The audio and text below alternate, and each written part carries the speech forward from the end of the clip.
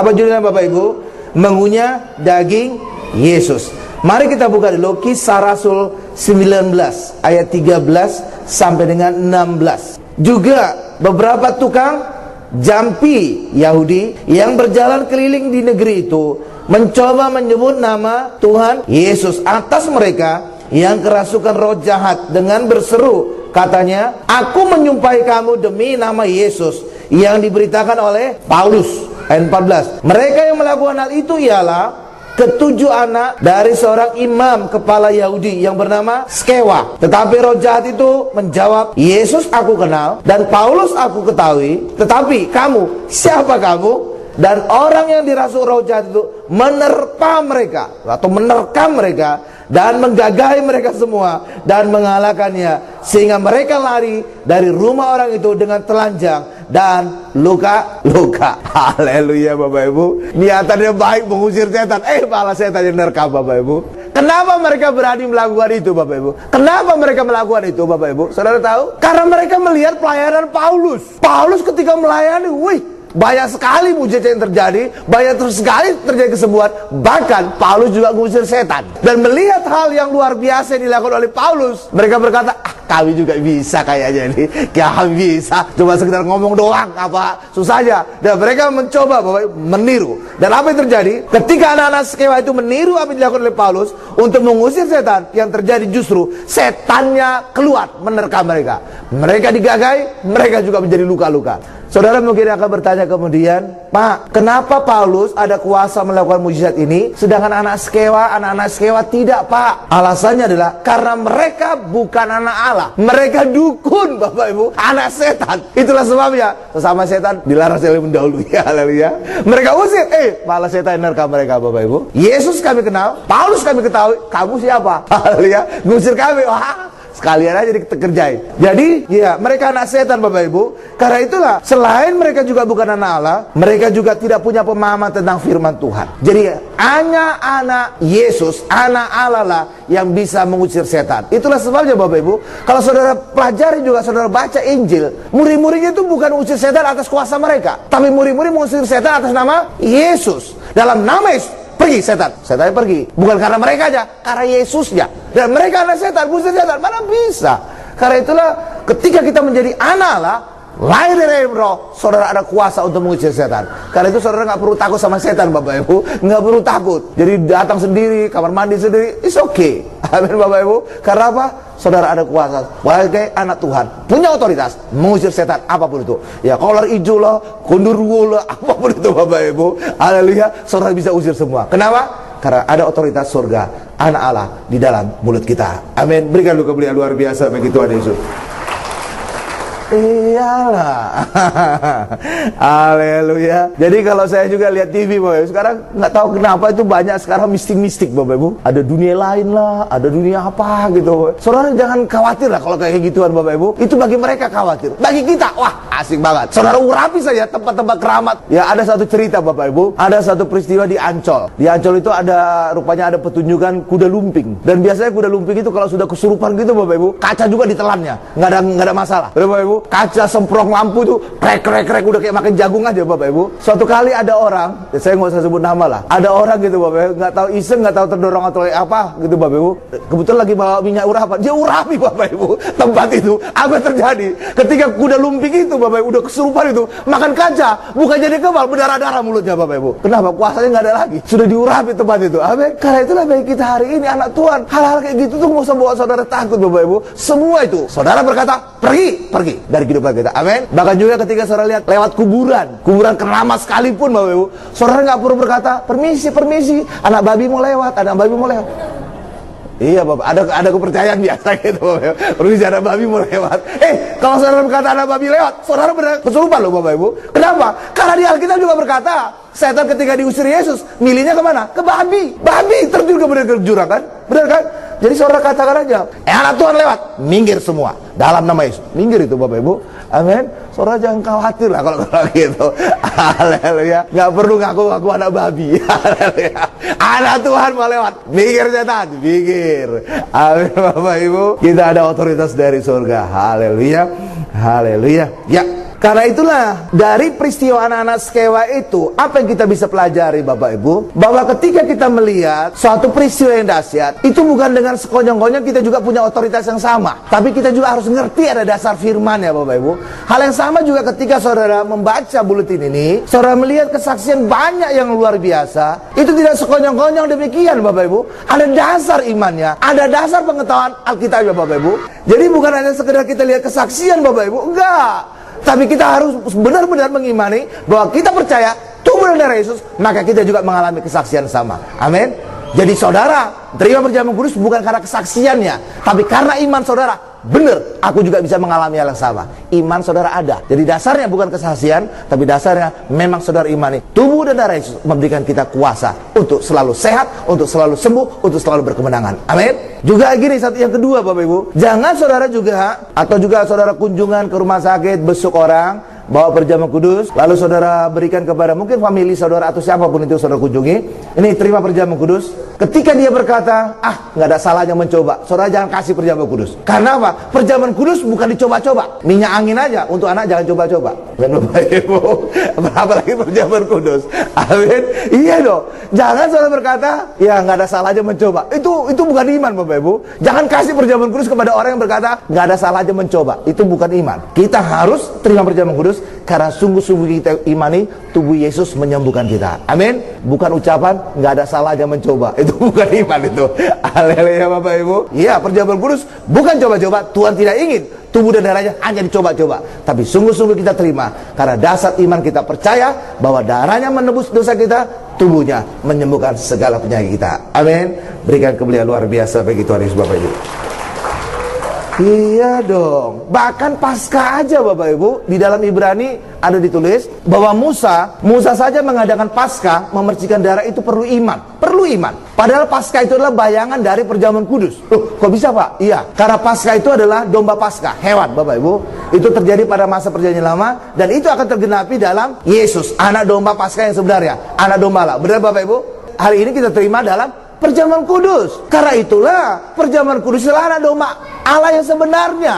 Sedangkan Paskah pada perjanjian lama itu bayangan. Lah kalau bayangan saja Paskah Bapak Ibu, Musa perlu pakai iman. Perlu iman untuk mengadakan Paskah, untuk mengadakan percikan darah. Terlebih lagi saat ini kita terima perjamuan kudus. Hakikat dari Paskah itu, saudara harus benar-benar ada iman supaya saudara juga mengalami kuasa Allah di dalamnya. Amin. Iya dong. Bayangannya saja perlu iman, apalagi hakikatnya Yesus, tubuh dan darahnya, perjamuan kudus. Amin. Coba kita lihat sekarang Yohanes 6 ayat 51 Bapak Ibu.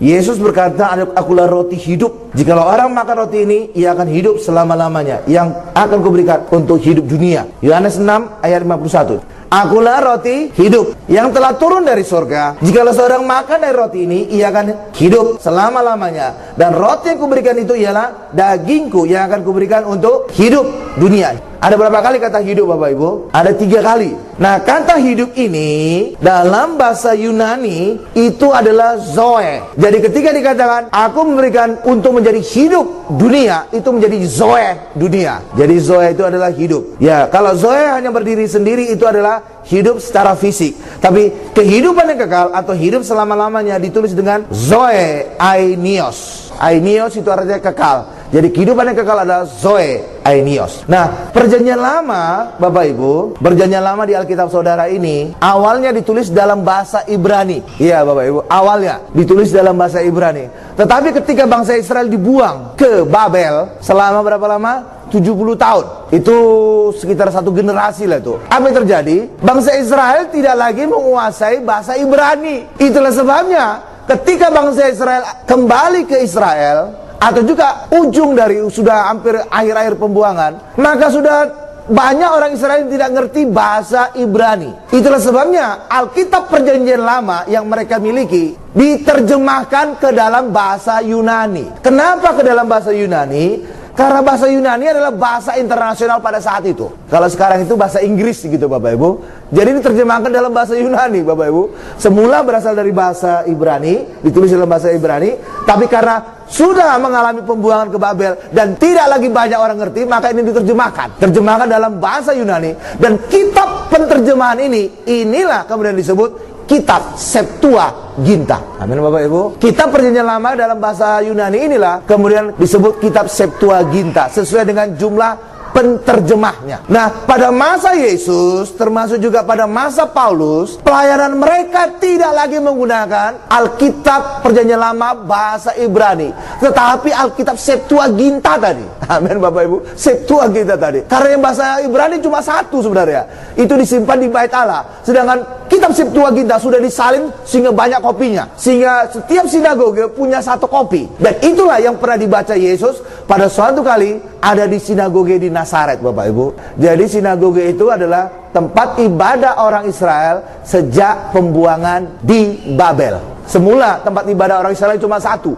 Bait Allah, itu tok. Tapi setelah pembuangan di Babel, mereka pulang ke Israel, maka mereka bukan lagi punya satu tempat ibadah. Tempat ibadah itu hanya sebagai tempat persembahan untuk korban-korban, Bapak Ibu. Tetapi untuk mendalami Alkitab, untuk mendalami firman Allah, mereka punya tempat ibadah beberapa tempat, dan nama tempat itulah sinagoge, dan sampai sekarang masih ada. Nah, sinagoge tadi memakai Alkitab Perjanjian Lama bahasa Yunani, itulah Septuaginta tadi, Bapak Ibu. Dan apa yang terjadi? Septuaginta tadi, itulah yang dibaca oleh Yesus. Nah, pada saat Allah menciptakan manusia, Allah kemudian meniupkan napas hidup, Bapak Ibu. Dan pada saat meniupkan napas hidup ini, napas kehidupan ini, itu dalam bahasa Yunaninya disebut Zoe. Meniupkan nafas Zoe, nafas kehidupan, Bapak Ibu. Ya. Nah, Hawa, istri dari Adam, itu disebut awalnya adalah Hawa. Dari kata Hava, bahasa Ibrani, artinya hidup. Itulah sebabnya Adam menyebut juga Hawa sebagai ibu dari segala yang hidup. Tetapi dari Septuaginta ini, Adam tidak lagi ditulis dengan Hava, tapi menyebut istrinya Hawa jadi Zoe. Karena itu artinya hidup. Dan apa artinya bagi kita hari ini? Artinya bagi kita hari ini, ketika kita di dalam Tuhan, tiupan napas hidup, tiupan Hawa, tiupan kehidupan itu tetap ada dalam kita. Sehingga hari ini kita selalu hidup, kita hari ini selalu berkemenangan. Amin. Berikan lu kemuliaan luar biasa bagi Tuhan Yesus, Bapak Ibu.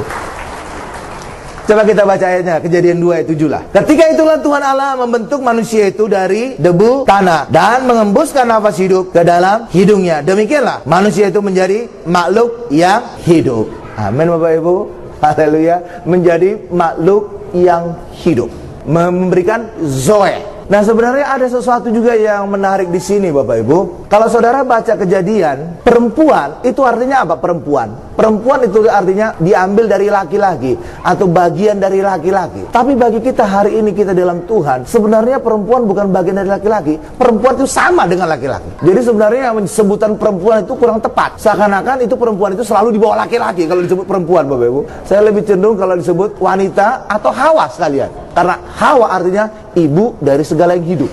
Haleluya Bapak Ibu. Jadi benar-benar wanita itu sejajar dengan pria. Amin. Kalau wanita disebut perempuan, itu selalu di bawah laki-laki, bagian dari laki-laki, subordinasi dari laki-laki. Amin Bapak Ibu. Iya. Jadi ya itulah sebagai pemahaman saudara. Tambah. Sekarang kita masuk pada bagian kedua, Bapak Ibu. Mengunyah daging Yesus saat perjamuan kudus. Sekarang kita lihat Yohanes 6 ayat 53. Maka kata Yesus kepada mereka, Aku berkata kepadamu, sesungguhnya jikalau kamu tidak makan daging anak manusia dan minum darahnya, kamu tidak mempunyai hidup di dalam dirimu. Jadi kalau tidak memakan, tidak meminum, tidak mempunyai hidup. Kalau memakan, kalau minum, punya hidup. Amin Bapak Ibu. Kalau tidak memakan daging anak manusia dan minum darahnya, kamu tidak mempunyai hidup. Kalau makan, ya hidup. Amin Bapak Ibu. Oke. Nah, banyak kali hari ini Bapak Ibu, hampir kebanyakan orang Kristen, bahkan juga di sekolah-sekolah teologi, bahkan juga buku-buku teks, sampai yang tebel-tebel Bapak Ibu, apa pemahaman mereka ketika dikatakan ayat tadi? Makan daging anak manusia dan minum darahnya, atau makan daging Yesus dan minum darah Yesus. Saudara tahu apa mereka artikan? Oh, makan daging Yesus, minum darah Yesus. Artinya orang Kristen harus percaya kepada Yesus. Jadi makan daging Yesus dan minum darah Yesus diartikan itu adalah percaya kepada Yesus. Bahkan sekolah teologi yang mengajarkan demikian. Saya juga membaca bukunya Bapak Ibu. Padahal bukan demikian. Ketika orang Kristen Bapak Ibu mengartikan bahwa kita makan daging Yesus, minum darah Yesus, artinya percaya kepada Yesus, maka saudara kehilangan berkat Allah yang luar biasa. Kenapa? Karena makan daging Yesus dan minum darah Yesus, kalau tidak saudara mengacu kepada perjamuan kudus, maka saudara tidak akan mendapatkan berkat Allah di balik perjamuan kudus. Haleluya Bapak Ibu. Itulah sebabnya ketika gereja hanya melihat makan daging Yesus, minum darah Yesus sebagai percaya, mereka nggak mengalami kuasa.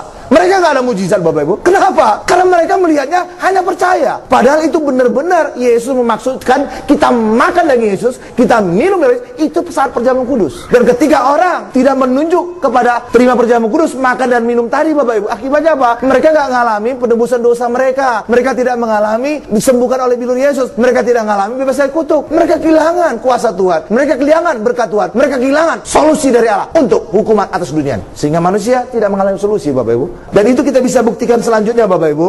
Yesus kemudian tahu di kemudian hari akan ada terjadi perdebatan tentang perjamuan kudus Bapak Ibu. Maka Yesus mengganti ucapannya. Kalau kita baca ayat tadi, Yohanes 6 ayat 53, saya akan buktikan bahwa seringkali pemahaman itu keliru. Dan karena itulah kita kehilangan sebenarnya berkat Allah yang luar biasa di balik perjamuan kudus. Saya tadi minta digarisbawahi kata makan. Makan itu dalam bahasa aslinya itu adalah pago. Artinya itu makan, benar. Dan Yesus sudah melihat di kemudian hari bisa saja perdebatan atau juga orang Kristen mengerti, oh makan itu jangan-jangan yang dimaksud Yesus adalah makan rohani. Dan karena ditafsirkan sebagai makan rohani, orang tidak mengerti bahwa itu sebenarnya perjamuan kudus. Karena itulah Yesus kemudian merubah ucapannya di ayat selanjutnya, ayat 54. Coba kita lihat ayat 54-nya. Yesus tidak lagi menggunakan kata pago dalam bahasa Yunaninya, tetapi menggunakan kata trogo. Kita lihat hari ini luar biasanya. Yesus sudah melihat, oh nanti di kemudian hari banyak pendeta, banyak gereja mengartikan makan itu adalah makan rohani, bukan fisik. Sekarang kita lihat ayat 54. Barang siapa makan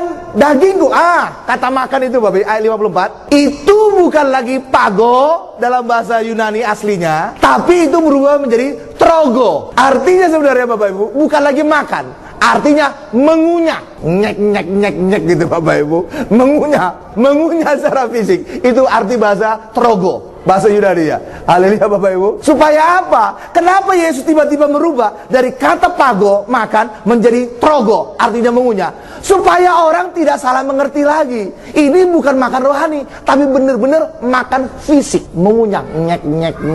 Haleluya Bapak Ibu. Haleluya. Dan ketika dikatakan trogo atau mengunyah, tapi nggak tahu terjemahannya makan lagi juga Bapak Ibu, tetap aja makan, maka orang tidak lagi bisa mengartikannya itu adalah makan rohani karena mengunyah. Dan memang Yesus juga tidak memaksudkan itu makan rohani, tapi itu makan tubuh dan darahnya. Karena itulah pada saat kita perjamuan kudus, ini bukan kita terima secara rohani Bapak Ibu, ini bukan kita terima secara rohani, bukan, tapi benar-benar kita percaya ini tubuh Yesus, ini darah Yesus. Ya, ketika orang merohanikan ini, saya juga nggak ngerti Bapak Ibu, Alkitab dirohanikan, padahal Alkitab itu sudah rohani. Haleluya Bapak Ibu. Haleluya. Ya, memakan ini Bapak Ibu, ketika mereka melihat ini makanan rohani, akibatnya apa? Mereka menyebutnya jadi lambang, bukan lagi benar-benar tubuh Yesus. Ketika mereka mengartikan ini minum rohani, mereka menyebutnya lambang, bukan lagi sungguh-sungguh darah Yesus. Tapi puji Tuhan, Bapak Gembala Sidang kita sudah diajar langsung oleh Tuhan bahwa benar-benar inilah tubuh Yesus, benar-benar inilah darah Yesus. Itulah sebabnya ayat 54 tadi bukan berkata makan, tapi bahasa aslinya adalah mengunyah. Jadi benar-benar saat perjamuan kudus kita makan secara fisik tubuh dan darah Yesus. Amin. Berikan kemuliaan luar biasa bagi Tuhan Yesus. Haleluya Bapak Ibu. Iya. Tapi juga ketika dikatakan mengunyah ini, orang Yahudi juga bingung. Orang Yahudi pada masa Yesus juga bingung. Sehingga mereka berkata, bagaimana dia bisa memberikan dagingnya bagi kita? Sehingga mereka juga bertengkar. Ayat 52 nya kita lihat. Dan hari ini kebingungan yang sama dialami oleh banyak orang Kristen. Sehingga mereka berdebat, ribut, bertengkar sesama orang Kristen. Coba kita lihat ayat 52 nya. Yohanes 6 ayat 52. Orang-orang Yahudi bertengkar antara sesama mereka. Sekarang orang-orang Kristen bertengkar sesama Kristen. Sama pendeta bertengkar, haleluya. Sama teolog bertengkar, haleluya. Sejak 2000 tahun lalu terjadi Bapak. Ya, sesama mereka bertengkar antara sama mereka dan berkata, bagaimana ia ini dapat memberikan dagingnya kepada kita untuk dimakan? Karena memang Yesus mengartikan bukan makan secara rohani, tapi makan secara fisik, mengunyah daging Yesus. Amin Bapak Ibu, haleluya. Kalau orang Israel Yahudi pasti ngertinya ucapan Yesus itu bahasa ibunya mereka, benar Bapak Ibu? Bahasa Yunani, benar kan? Ya, bahasa internasional pada saat itu. Ya, mereka makanya langsung ngerti. Makanya mereka berdebat. Bagaimana bisa ya dagingnya dikasih kepada, apakah dicuir-cuir? Jadi benar-benar makan secara fisik. Nah, ini sekarang banyak ribut sama orang Kristen juga. Amin.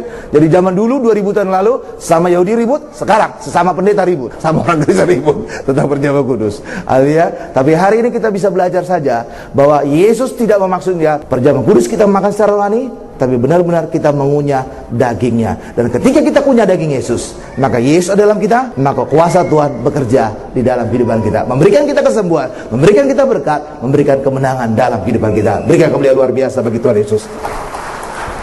Haleluya. Sekarang kita masuk pada bagian ketiga, Bapak Ibu. Perjamuan kudus membuat kita menyatu dengan Yesus. Dan ketika kita menyatu dengan Yesus, itu seperti kita ranting dari pokok anggur Tuhan. Yohanes 6 ayat 56, coba kita lihat. Yohanes 6 ayat 56. Barang siapa makan dagingku dan minum darahku, ia tinggal di dalam aku dan aku di dalam dia. Jadi kita menyatu dengan Yesus, Bapak Ibu. Dan itu juga yang dikatakan di dalam Yohanes 15, bahwa kita adalah ranting Tuhan. Tuhan adalah pokok anggur. Dan ketika kita ranting Tuhan dan Tuhan adalah pokok anggur, kita di dalam Yesus, Yesus dalam kita, maka kita berbuah banyak. Tapi ada satu lagi yang luar biasa di sini. Saya ingin tanya bagi saudara, buah anggur itu ada di mana, Bapak? Di ranting atau di akar? Di ranting ya. Oke? Artinya saudara dikatakan ranting, maka hidup saudara ada buah dari Tuhan. Bukan di akar, akar. Padahal yang kerja di situ siapa, Bapak? Akar. Akar yang menembus tanah, akar yang mencari makanan sekitarnya, Bapak Ibu. Tapi buahnya ada di ranting, bukan di akar. Artinya apa bagi kita? Yesus yang ditanam, Yesus yang mati, tapi buahnya kita nikmati. Haleluya, Bapak Ibu. Kita ranting Tuhan. Yesus kan dikubur kan? Yesus salib kan? Yes, masuk ke dalam tanah. Dia terkubur, benih masuk ke dalam tanah, tapi buahnya ada di dalam kehidupan kita. Kita rantingnya Tuhan. Dan ketika kita rantingnya Tuhan, kita pasti berbuah. Karena buah anggur itu ada di ranting. Amin, Bapak Ibu. Tapi seringkali orang Kristen justru menjadikan dirinya akar. Dia harus kerja sendiri, Bapak Ibu. Dia harus melakukan banyak hal, Bapak Ibu. Apa yang terjadi, Bapak Ibu? Sudah kerja mati-matian, buahnya bukan di dia. Karena anggur bukan di akar buahnya. Anggur buahnya di ranting. Akibatnya apa? Sudah kerja keras, gak ada buah, gak ada mujizat. Frustasi mereka. Orang Kristen yang frustasi di Bapak Ibu. Haleluya. Bagi kita hari ini, bukan saudara yang kerja, bukan saudara yang kerja keras, bukan saudara yang mengalami kematian, tapi Yesus yang menggantikan saudara. Yesus yang masuk ke dalam tanah, Yesus menjadi tunggul Daud, Yesus menjadi akar, agar kita hari ini bisa menjadi ranting yang menghasilkan buah di dalam Yesus. Berikan kemuliaan luar biasa bagi Tuhan Yesus. Tapi orang Kristen kadang-kadang nggak afdol kalau bukan dia yang ngerjakan. Itu sama dengan menggantikan posisi Yesus sebagai akar. Kita itu ranting. Amin, Bapak Ibu. Nikmati sebagai ranting. Kita menikmati hasil karya salib Yesus. Kita menikmati buah-buahnya. Amin. Coba kita lihat Yohanes 15 ayat 5. Akulah pokok anggur dan kamulah ranting-ranting atau akar? Ranting-ranting. Barang siapa tinggal di dalam aku dan aku di dalam dia, ia berbuah banyak. Udah pasti. Buah anggur ada di ranting. Sebab di luar aku kamu tidak dapat berbuat apa-apa. Karena itulah bagi kita hari ini, kita di dalam Yesus, kita menjadi ranting, dan kita bisa menjadi ranting pada saat kita terima perjamuan kudus. Sehingga kita menyatu dengan Yesus, kita menjadi ranting, dan Yesus menjadi akar di dalam kehidupan kita, maka hidup kita akan berbuah banyak. Mungkin ada sebagian saudara akan berkata begini, Pak, kalau demikian Pak, kita terima perjamuan kudus, pasti masalah semua kita bisa selesai Pak. Saya bisa sembuh, saya bisa diberkati, saya mengalami banyak terobosan dalam kehidupan. Tapi Pak, kenapa Pak? Saya sudah terima perjamuan kudus berkali-kali Pak, kok tidak ada perubahan? Kenapa saya tetap sakit Pak? Kenapa saya tetap tidak mengalami terobosan dalam usaha pekerjaan Pak? Kenapa saya terus menghadapi masalah ini Pak? Karena seringkali kita pingin perjamuan kudus hanya sekali. Padahal perjamuan kudus itu adalah makanan bagi kehidupan kita. Menyatu dengan Yesus harus sesering mungkin. Karena Yesus juga berkata bagi kita, lakukanlah perjamuan kudus untuk mengingat akan aku. Saudara ingin ingat Yesus setiap saat atau hanya sekali seminggu? Setiap saat, sesering mungkin. Karena itulah terima perjamuan kudus sesering mungkin. Itulah sebabnya Bapak Ibu, Tuhan memerintahkan Bapak Gembala Sidang kita, Bapak Pariaji, untuk mengadakan perjamuan kudus setiap hari. Karena itulah jadwal ini ada dari Senin sampai Senin. Kenapa? Agar orang Kristen, agar jemaat Tiberias, agar selalu menyatu dengan Yesus. Pada saat itulah kita diproses. Pada saat itulah kita terus mengalami kehidupan. Pada saat itulah penyakit kita disembuhkan. Karena itu perjamuan kudus hendaklah saudara lakukan sesering mungkin. Ya, bisa setiap hari Bapak Ibu. Dan pada saat itu kita lakukan, dan kita lakukan dengan iman, maka apapun penyakit saudara, kanker sekalipun, apapun masalah saudara, resesi sekalipun, apapun masalah saudara, masalah tangga sekalipun, saudara tetap melakukan perjamuan kudus dengan iman, maka kemenangan, sukses, pemulihan akan kita alami dalam kehidupan. Amin. Berikan kemuliaan luar biasa bagi Tuhan Yesus.